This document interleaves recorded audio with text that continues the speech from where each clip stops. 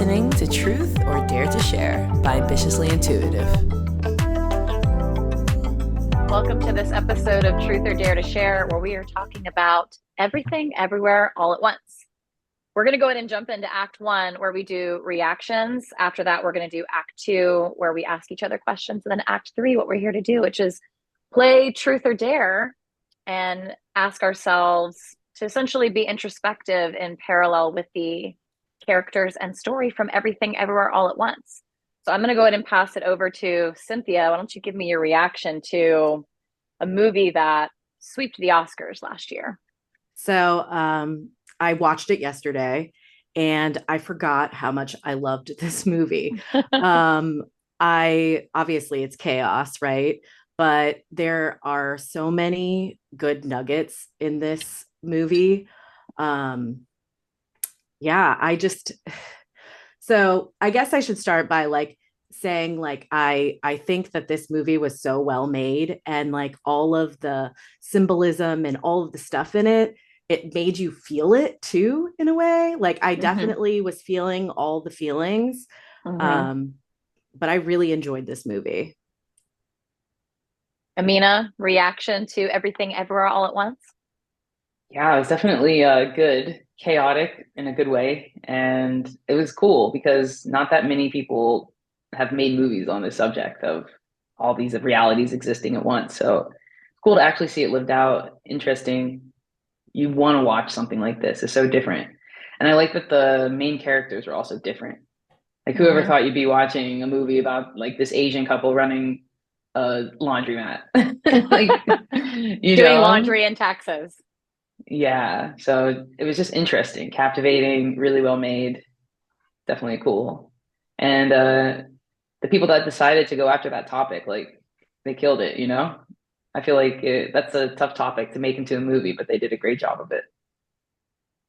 Yeah, I'm trying to remember when I first learned about the multiverse. I want to say it was the Avengers movies, and I was talking about it to a friend in New York, and she asked me, and it was right when this movie first came out, and she said, "Have you seen Everything Everywhere All at Once?" And I had no idea what she was talking about. And then I ended up watching it by myself, and I remember thinking the very beginning it was kind of slow. Like, what am I watching about this couple who owns a laundromat? And I went on a roller coaster ride of emotions, and I loved it so much that we watch a family on Christmas every year. And usually it's something like Home Alone, but sometimes we actually go to the movie. Sometimes we just pick something. And I forced my family to watch this. And I think the last I saw on Rotten Tomatoes, it was at 95%. My sister, her partner, and myself all enjoyed it. And my mom is in the 5%. She was like, that was one of the worst things I've ever seen. And it made me a little sad because at its core, it's a mother-daughter story. And you don't find out that's what it's truly about until you're about, halfway in. So it's definitely a roller coaster ride. Anything else to expand on our reactions before we go into asking each other questions? I would just say that it's the most mundane things, right? Laundry, which everybody has to do, and taxes, which everybody has to do. Well, some people avoid both of those for different reasons, but the majority of society, yes, absolutely has to go through that. As I see a pile of clothes over there in the corner, we all have that pile at some point or another. I have mine in that corner that needs to be done. I also have a corner pile. Cool. So we'll go to Act 2 and pose some questions. So what do you think was the peak chaos scene that you remember, and what was your favorite scene? Amina, you want to go first? Well, I mean, to be honest, I was watching this movie at 4 a.m. and I'm pretty sure I fell asleep halfway through it because it was 5 a.m. and it was a lot for your brain to contain. Yeah. And I don't even think I made it to the end, but I understand the resolution of the movie. I get the point. I already got it before the movie, but it was nice to see it lived out. And seems like at the end of it, they were choosing. It was there's all those options, but you have to be happy with what you've chosen. But if you want to change it, you can. You're never stuck. I don't even know what question you just asked me. Most chaotic scene and favorite scene. Oh, okay. Most chaotic scene.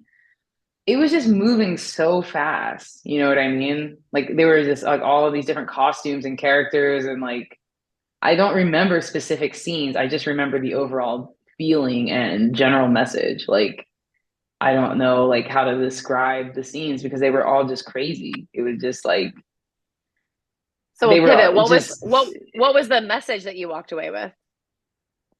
yeah, that there's like everything's a choice, right? We choose our reality, and there's multiple versions of our lives coexisting all at the same time, right? There's different timelines you can step into and be a part of. And it seemed like in the beginning they were frustrated with their current situation, but really it's about choosing to be happy with whatever situation you're in because you're always choosing it and you can always change directions. Like I was getting more of the message than the scene. But weirdly enough, I don't remember specific scenes. I just remember the feeling that the movie left me with more than anything. See, as you guys are more specific with it. I feel like you know all the scenes and stuff. I just know the vibes. I just know the vibes, girl. Totally. Cynthia, what do you have to add? So I think the most chaotic scene for me, I guess, was I probably like towards the end when she is like the raccoon stuff, the raccoon guy, and all those things. And then what was the other question? Favorite scene, Oh, chaotic, and then I favorite think scene. we just added on the message for you. So my favorite scene, I think, is when um, Evelyn decides not to kill Joy in the reality. Like she decides not to kill Joy, right? I think that's my favorite one just because of like all the meaning and things behind it.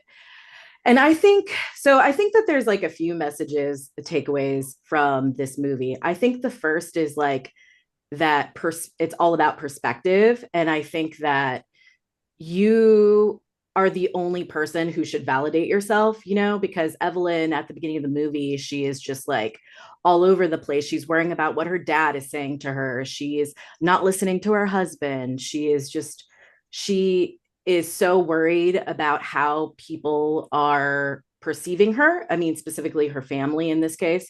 But I think that my big takeaway is that you are the only person that really matters. Like how you view yourself is what matters the most.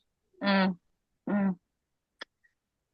I'd say where I felt chaos was definitely the hot dog fingers, which Oh shouldn't come as a yeah. surprise to anybody. Like the silly things that they had to do to, I can't remember what it was called. It was called like time jumping, where they're channeling a skill set from another version of them into this universe. And Verse so they had to jumping, do, I think. yeah, verse jumping, or they'd have to like chew gum from under a desk, or she chugs a full 2 liter of and there are ones that are more like rated R that I'm not going to talk about for obvious reasons. If you've seen the movie, you know what I'm referring to.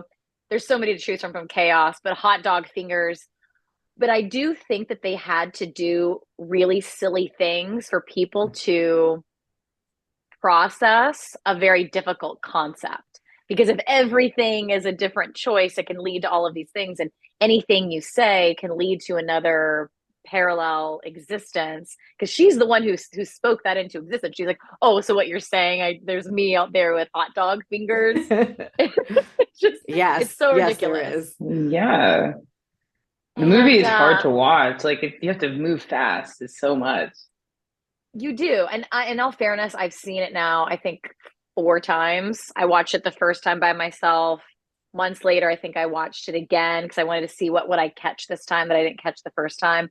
And the third time I watched it with my family, and I just remember my mom looking at me like that was one of the worst things I've ever seen. Pretty sure that's a verbatim quote. And then I rewatched it in preparation for this conversation. And yeah, I would say like one of my favorite scenes is in the end when the mother is said by Joy, by her daughter, that she gives constructive criticism, but that's one of her love languages. And she's talking to Becky, Joy's girlfriend, and she's like, Becky, you need to grow out your hair. Because she doesn't know how to say, I care about you. And that's her way of showing it, is by doing constructive criticism. And I think that the message for me was all about acceptance and self-acceptance, and like living in your choices, because like what did she want the most? She wanted to be an actress, or she wanted all of these things, but I think that it was said over and over again, like she wanted to be an actress or she wanted to be a singer, and that's the one that distracted her the most, if you remember. Because like she would, when she was, what was it, Cynthia, verse jumping, she Yeah. would get caught in one, and that was the one she wanted to stay in. So I think my second favorite scene was when Wayman said to her, like, I would have really loved a life where we just did laundry and taxes together. And it was just so beautiful. I remember that now. See, now you're giving me the flashbacks. You're right. When she was rich and famous, that was cool. And she just wanted Yeah. to tell her husband. Like she was like literally like, I just want to tell Wayman about this. Yeah. Yeah. Well, they weren't married in that, No. or in that particular universe. Cynthia, you usually come prepared with thoughtful questions. What do you have? I think that the biggest question I have is like, what does the bagel mean? What does it represent? Oh man, as I have it directly above my head. Yeah. Because I feel like it's like multiple things, but I'm curious to see what you guys think. I need to think about it some more. Amina, you're welcome to go first. If not, Cynthia, I think you should share your thoughts. Yeah, Cynthia, go ahead, girl. Well,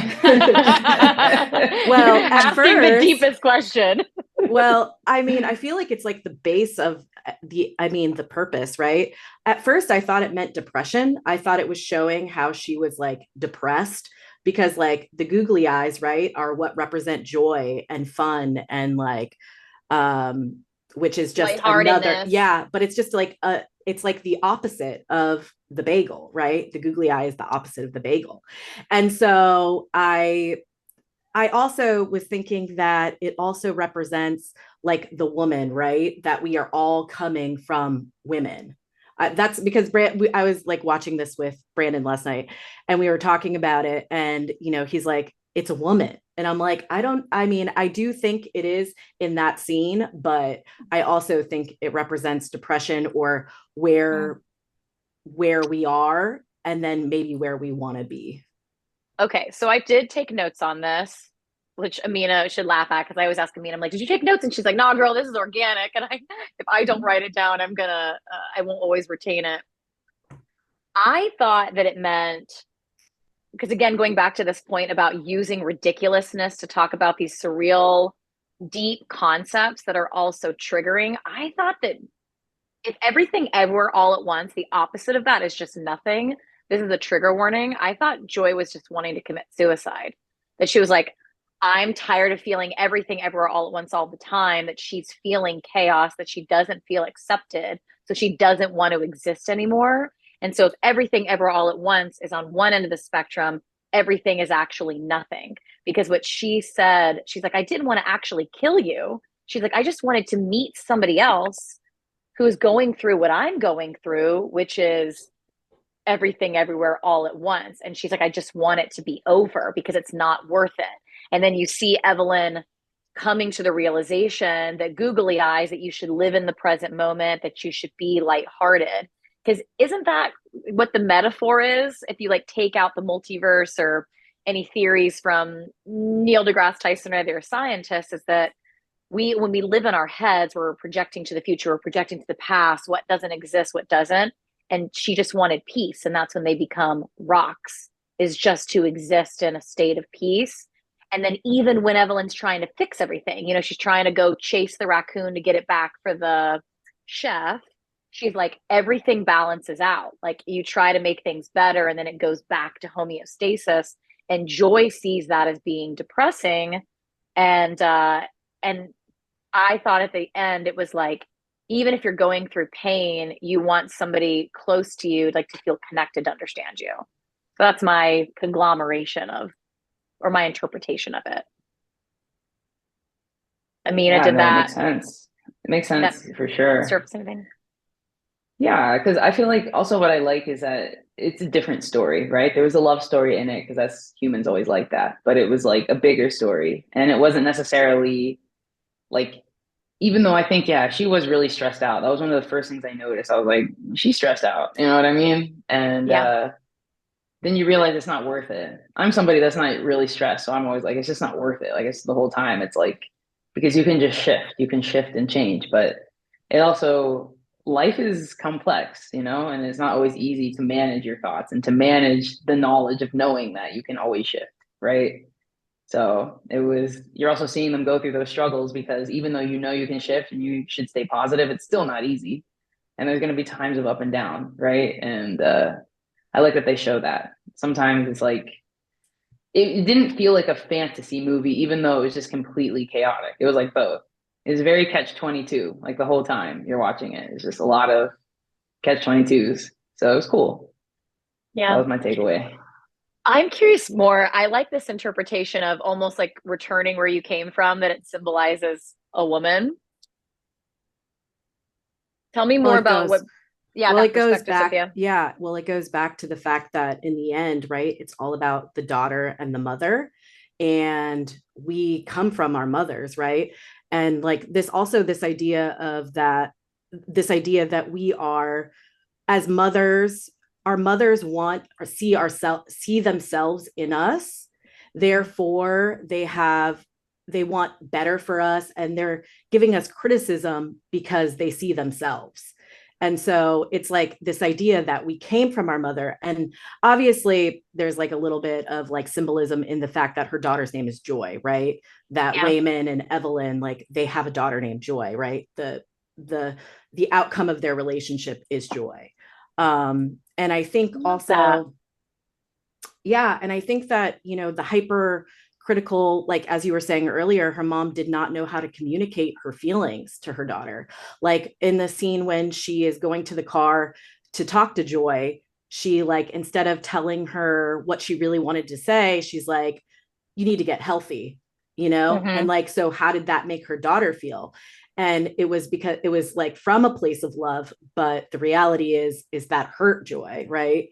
And Mm-hmm. so that's what I was talking about when I was talking about the woman and how we come from our Yeah, mothers. another theme that you just inspired me or reminded me of is also you have to reflect on Evelyn's relationship with her father, and her father essentially abandoning her or saying like, if you leave with Waymond, like I'm out. And then at the end of the movie, he's telling her, you just need to let Joy go. And then that's when she comes to this realization and she's like, no, I'm not gonna do to her what you did to me.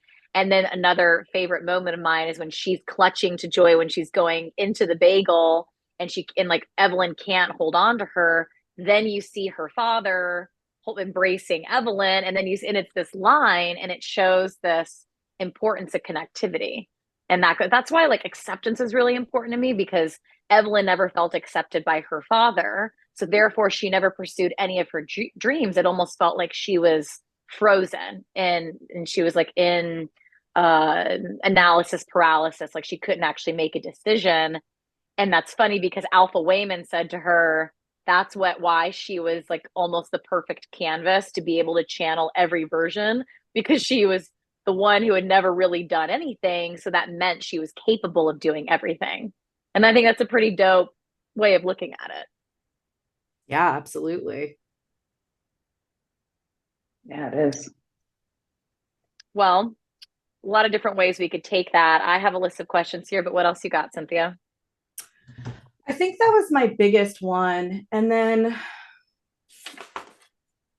I think that was my biggest one. Well, the one that I have that's more on the theme of us doing reflection on ourselves within these characters, as I was reading through ChatGPT suggestions based on my prompt, was how does the film's use of parallel universes encourage viewers to reflect on their own personal journeys and choices? This movie also reminds me of the book The Midnight Library, Yes. where she's in the library and choosing all of these different lives that she could have had.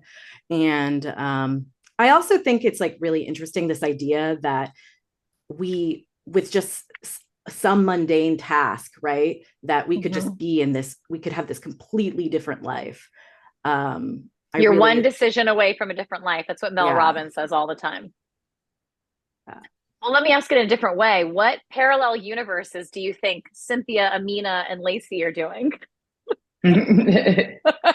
Everything, everywhere, all at once. There's every option, which is crazy to think, you know? What an There's amazing like, experience. yeah, anything you can think of can be one of your parallel realities. I don't remember where I read this, but they don't really know why we dream. I mean, there's a lot of different theories as to why we dream, but they haven't come to one particular conclusion. But one of my favorite is that when you're dreaming, you're visiting other yous and other realities, which I think is like a fun concept that if you just want to go explore, you do that. I don't know, when you shut your eyes at night. And I am doing weird stuff. Like there was one dream I had where I was an investigative journalist talking about crocodiles that turned into rainbow colored dragons in Germany. Like that specific. And I think actually, Amina, the next day I texted you. I was like, this is what I dreamed last night because they're crazy every single night. And I wake up You and do I have have to some come wild back to. dreams. I do. I do. You both remember your dreams, don't you? I don't have dreams that often. Do you think you have more peaceful sleep? Does that mean you're in deeper REM than I am? I have no idea. I sleep well though. Maybe. I do too, I and I mean, don't always remember my dreams. I have Yeah. them sometimes, and when I do have them, they are specific, and I remember them almost forever, like I usually do. I think we all dream every night, but maybe you don't remember because, Yeah. I mean, think about it. We spend what, a third of our lives in that state. And when you're a kid and you're an infant, you have to sleep for 12, 13 hours a day. It's like you're downloading information from the spiritual realm. You know what I mean? You get a lot of intuition, you get a lot of insights. And yeah, I think dreaming's important, sleeping's important, but maybe everybody has a different frequency of dreams and types of dreams. Like some people have lucid dreams, they're able to go in and control what's happening and the outcome and everything like that. And some people like love lucid dreaming, you know, it's like their thing. usually when I know that I'm dreaming, I wake up and sometimes I can go back to sleep and then control the dream. But I was reading articles on ways that you can have lucid dreams and actually control your dreams. And I find that when I'm in control of my dreams, it's really boring. I want to go to the beach and I want to see, Honey Bear, my previous dog. And so I've been able to do it twice, but I find it more interesting when I'm actually just not in control. I go to sleep and I just figure it out. I would like to write down my dreams every day for a year. I plan to start that this year. Yeah, you might I as well. You have so many. Yeah. Cynthia, you I want to say something? I was just gonna say I only remember my dreams like maybe once a week, maybe. And that's usually if I wake up early, like at 3 in the morning, and then I go back to sleep. Do you have recurring dreams? I used to, not so much anymore. Amina, do you? No, but the earliest dream I remember, I was like in a raft on the Amazon. I was 3 years old and I was Oh with my man. brother. Are you scared of It was water? cool. Not Oh, it was really, good. but I get freaked out in water sometimes. Like I'll be in the ocean and then I'm like, oh my goodness, like there's sharks, there's eels, there's all this stuff in here. And then I get out. I'm not one of those like water people. I've been scuba diving, I've been places, but I do kind of get freaked out in the ocean after a while, for sure. If Yeah. if you really think about it, I feel Yeah. most at peace in the ocean. I do as well.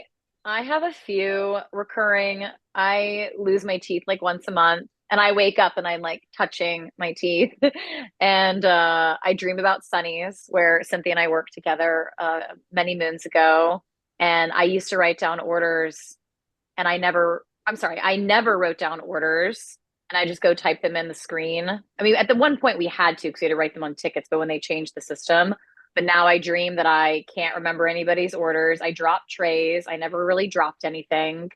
And I go back to middle school and high school all the time, but people in my current life that I didn't go to middle school and high school with, like that's usually how I figure out that I'm dreaming is that people who weren't supposed to be there are there at that time. So, I used to have a reoccurring dream, like, or like one of my first dreams, I guess, probably from when I was a kid, that have you guys ever seen The Labyrinth? You know yes. that scene Yeah. where there's like stairs everywhere? And like I used to have this dream that I was like crawling going up the stairs, but there was like nothing but stairs. Like there was nothing under you. Uh Ew. yeah, it Oh was man. yeah. I think probably because I watched The Labyrinth a lot as a child. That would suck, just walking upstairs endlessly all night. But I then I hope would that wake you up. telling me this dream doesn't mean I'm going to start having it. Like that's what I'm in danger of. Well, Yeah. this is flipping it a little bit and it's getting a bit more talking about social climate, but it is a question that I want to pose and I'd be remiss if I didn't, but it's the movie showcases a fusion of Eastern and Western cultures. What does this communicate about the complexities of one's cultural and personal background in today's interconnected world? Well, I think, Yeah. yeah. No, go ahead.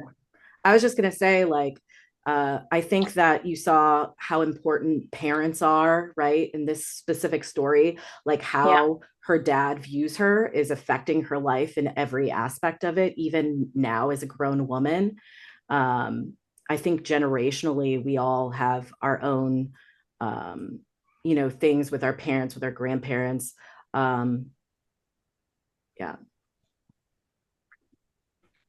Yeah, you see how like it's true though. Different cultures are just different, right? And they have different ways of believing and living and different values. And I think ever since I moved to Europe, I see that every day. Like I'm constantly living like two different cultures. And I think sometimes it's good to get out of your bubble and do other things and try other ways of thinking, right? I think there's good in both, East and West. But sometimes Westerners have a tendency to think everybody thinks like the West, and that's just not true. And you could see that in the movie, you know? It's like I feel like that's a little bit more. Like I feel like over in Europe and Asia, people are aware that like they're more aware of differences that people may not think like them. And sometimes people from the West just see everything through that lens and they can't understand when other people don't see it through that lens as well. That's just been my experience. So Individ- Westerners, there's Individuality other, is less important. yeah. Well, I think individual, yeah. Over here, for sure, it's more community. In the West, is very individual, Yeah. 100%. Yeah. So that can be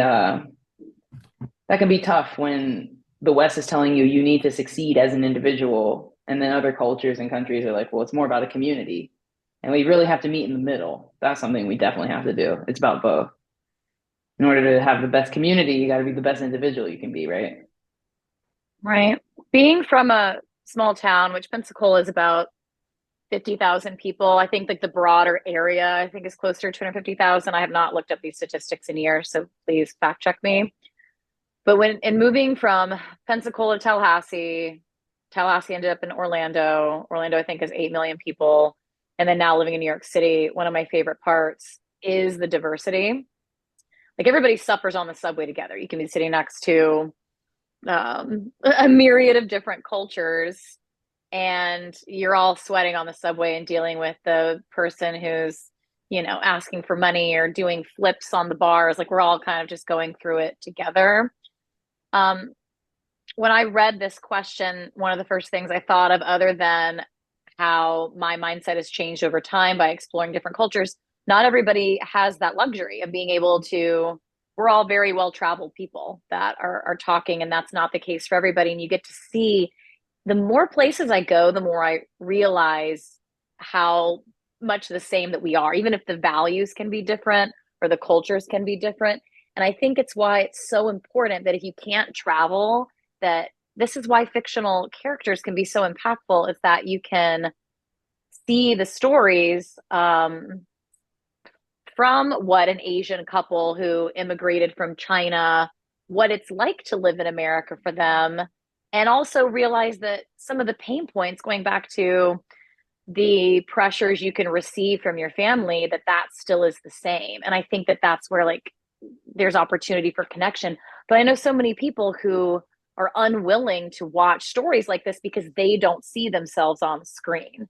And I try to hold myself accountable to that as much as I can watch Elizabeth Bennet in Pride and Prejudice or Joe March in Little Women. I'm trying to watch and interact with more characters that don't have the same story as me.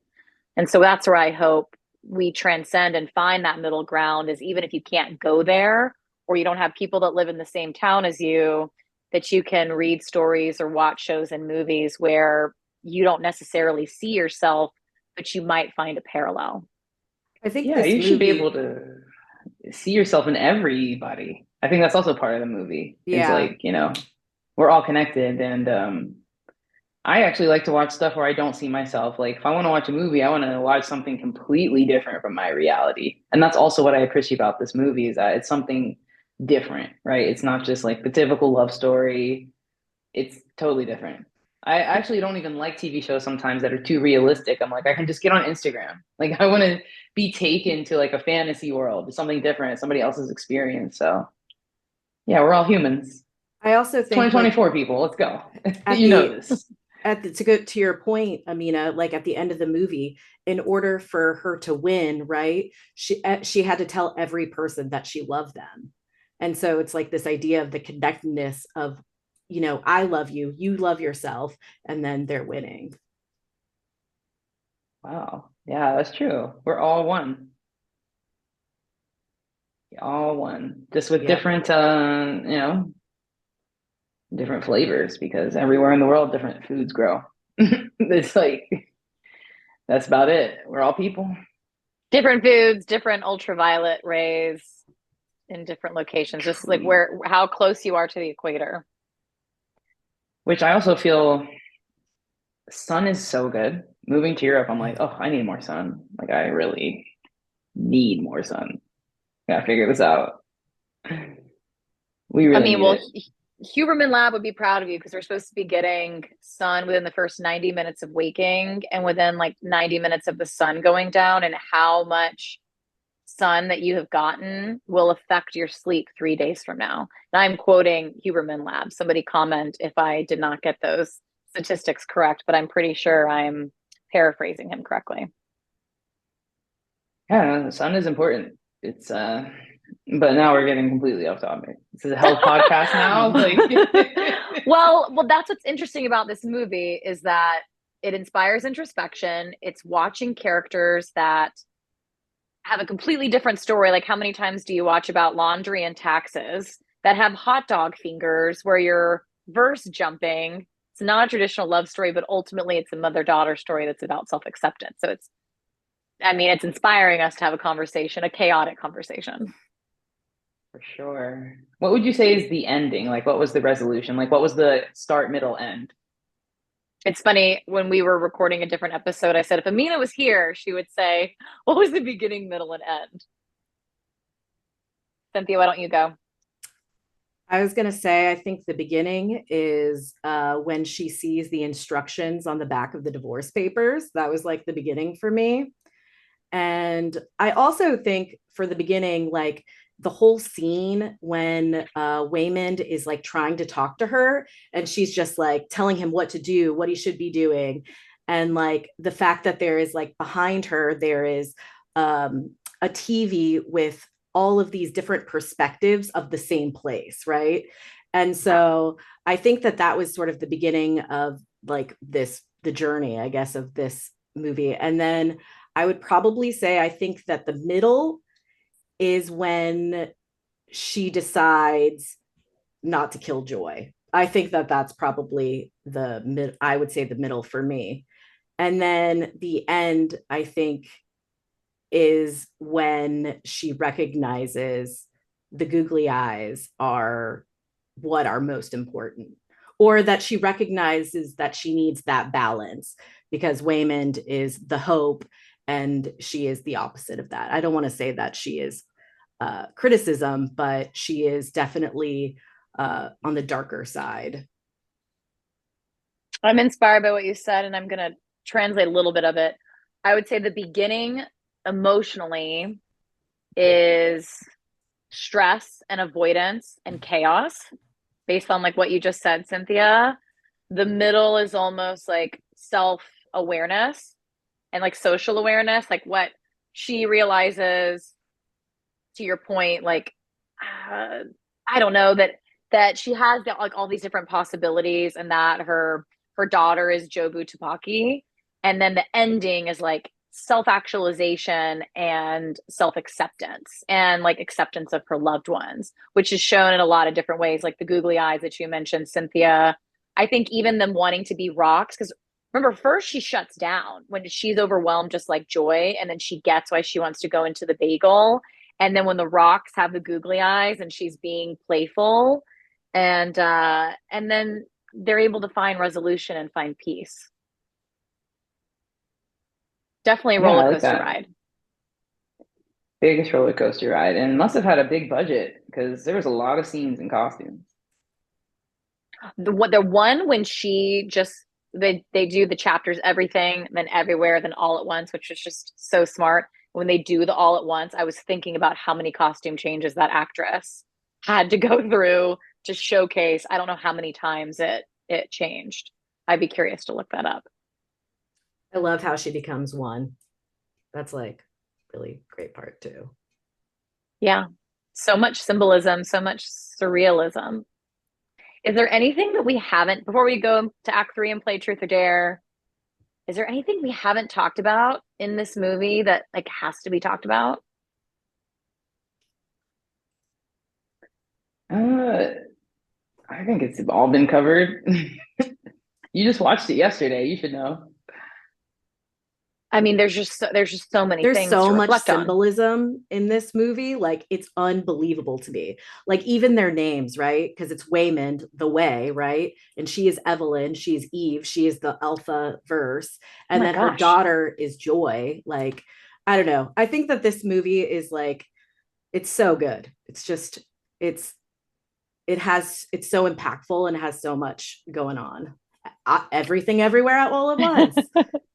So You know what we haven't talked about that deserves recognition is Jamie Lee Curtis in that oh yeah. role. Because going back to the way, something we didn't discuss, and it's not one particular question, but it's just what came to mind is, remember Waymond wants to give her cookies and everyone's like, why are you giving her cookies? And then later on when they get another extension, she's like, how did you get an extension? He's like, I just talked to her and explained things to her. And I guess something that does frustrate me about the movie is that the mom and the daughter seem as problematic, and like Waymond was like the nice guy and was not seen. But I guess that there's also the father who's, for lack of better phrasing, is just grumpy and old school. And even Evelyn says to Joy, but Jamie Lee Curtis's character, like the lady from the Deidre. IRS, Deidre, she just wants love and to be seen, and she's in a job that is extremely difficult where she's having to audit people's lives and give people the worst news, and Waymond's just being nice to her. And so there is like these side stories that you could pay attention to. The same thing, the guy with the raccoon in the hat with Ratatouille. They had to throw these ridiculous things so that it made these heavy concepts be so much lighter. And I'd be remiss if I didn't talk about at some point Jamie Lee Curtis, because I believed her. If I've ever had to picture somebody working for the IRS, I thought she did a phenomenal job. I thought it was also really great that Evelyn had to tell her she loved her. That was like the first character she had to say she loved her, even though she like hated her so much, for doing this to her. The animosity, I don't know. I just thought it was really great that she had to tell her she loved her. And then they had the whole hot dog fingers love sesh. Playing the piano with their toes. Yeah. Well, if there's no more commentary in Act 2, we can close out with Act 3, where we play Truth or Dare. Do either of you want to go first? I guess I will. So I'm going to say Dare for this one, to go back to the mother and daughter takeaway. I hope that I am able to step away from seeing myself in my kids. And I hope that I can see them for who they are and accept that. That's, I guess, my dare to myself. Inspired by Everything Everywhere All at Once. Yes. I love that. Amina? What happens if I pick truth? You share a truth that you're about yourself that is similar to this story. Hmm. I like that it's just a very open-minded concept, and the truth is, yeah, we can always shift our reality. I don't know. I've always kind of believed that, and it was nice to see it lived out. And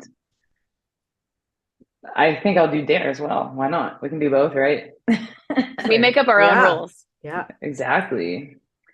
I'm gonna just dare myself to just keep dreaming big. That's just been a general theme for me in 2024. It's like I feel like this year I really have tunnel vision, and I think for a long Great. time I was exploring so many different options, but now it's like once you've explored different options, you pick the one you like, and I sort of have like a tunnel vision feeling for like where my life is going, and it's a good feeling. Just choose it. Choose what feels best, because that's what the your intuition is. The best feeling, your best energy. That's where you should go. That's amazing. We'll be cheering you on. Yay! Yeah, Thank we you. will. Yeah, we will. What you seek is speaking you. Yes. Amina is full of inspirational quotes. I really they am. they live deep within you. Uh yeah, my truth is I wanted my mom to watch this because I wish every mother-daughter could watch it to see that in any relationship, it doesn't have to be mother-daughter, but obviously that I think that was the core one in this movie is that you have to have compassion for the other person. Like you cannot have love for others and compassion for others unless you first show it to yourself. And part of the movie where, she's like, you need to get healthy. I thought of all the times where my mom has given me constructive criticism. And I think that depending on how old I was, I didn't always translate it as it being a love language for her. And so it was nice to watch those scenes as an adult and be reminded that, everything that my mom has ever said has always come from a place of love.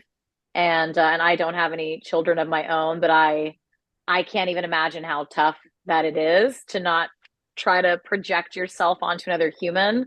So yeah, I think that's just me being vulnerable, that like those moments were really special to me to see them on screen in a different mother-daughter dynamic.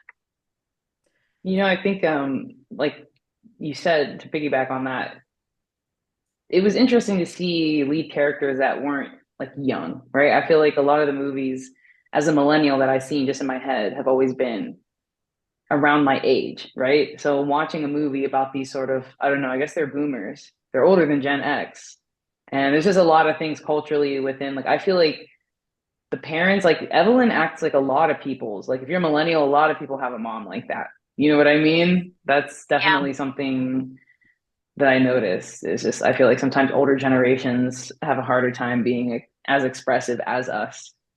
Yeah. So, And when we talked in the Barbie movie, I think in that movie, I talked about the mother daughter dynamic, but that the creator of Barbie at the very end said the quote, we stand still to walk to see how far our daughters walk. And that there was this New York Times article that challenged, well, wait, shouldn't our parents change with us? And my contrast to that was, well, I don't think that was representing somebody's actual mother. I think it was representing ancestors. And going back to your point, Amina, what was interesting about this story is we don't always get to see parents change.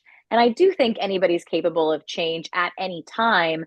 And you made an astute observation that this was an opportunity for somebody who, and I don't know the actress's actual age, but let's say she was in her 50s or 60s, that she got to come to a new conclusion despite being later on in life.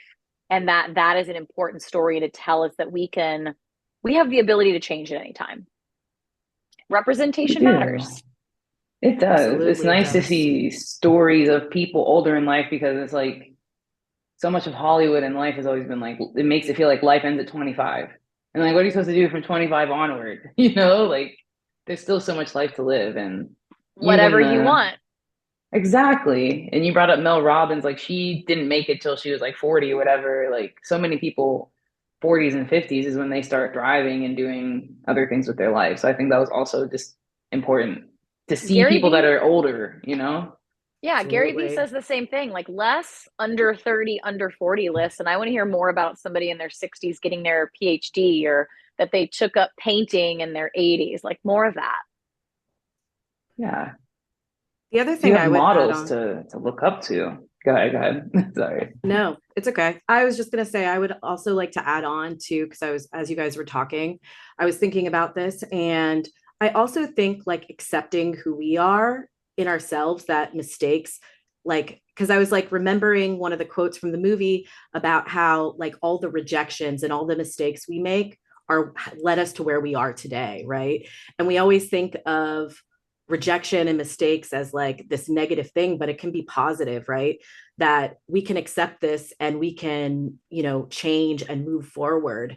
And I really like that about this movie too, is that, you know, at the end she does change her perspective, to go to Lacey's point. Like she literally changes how she is perceiving her world, right? She gets the googly eyes and she puts it on her head, Mhm. you know? And so I think that also like accepting ourselves and um, moving forward is leading us where we are, but maybe really where we want to be. So that Totally. was my add-on. Rejection can be redirection. Yeah, Stealing that from Always. somebody's, I don't know who to cite my source. Somebody smarter than me said it. closed doors are, Well, there's still open windows. yeah. Period. Exclamation point. No question mark. Well, I think that we have wrapped up everything everywhere all at once, at least for this conversation. So I encourage folks that are listening or watching to ask the same question. Would your answer be truth or dare in parallel to this movie? And comment with any feedback as to what other movies, shows, or books that we should interact with and talk about. Thanks for the support. Like, follow, share, subscribe. You know the drill, and we will see you next time. I want to know what they think of the bagel. Of the bagel. Is the bagel a woman? Okay. Bye, everybody. Bye. You're listening to Truth or Dare to Share by Ambitiously Intuitive.